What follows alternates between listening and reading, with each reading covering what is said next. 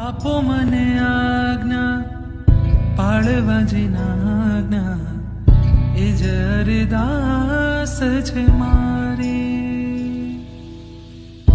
એ જ મારું લક્ષ્ય છે, એ જ મારું ધ્યેય છે, એ જ અરદાસ છે મારી, એ જ મારું લક્ષ્ય છે, એ જ મારું ધ્યેય છે, એ જ અભિલાષ છે મારી.